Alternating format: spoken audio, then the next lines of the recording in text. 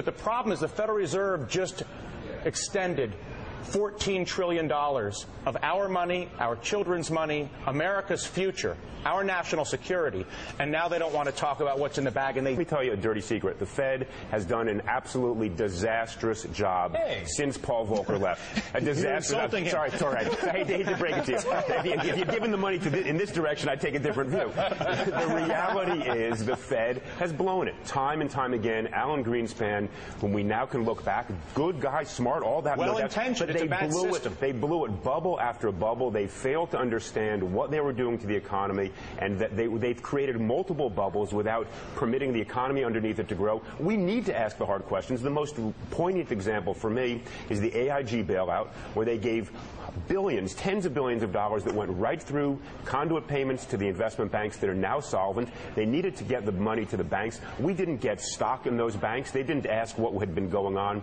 This begs and cries out for hard, tough examination. The Fed was quasi-autonomous from the public, but it was run by the banks.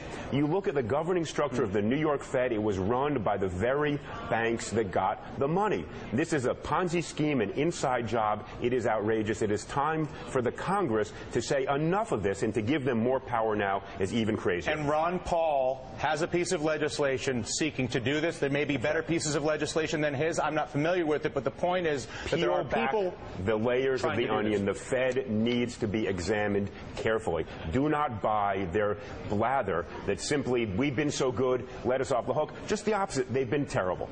I feel as if America has suffered the greatest theft and cover-up ever.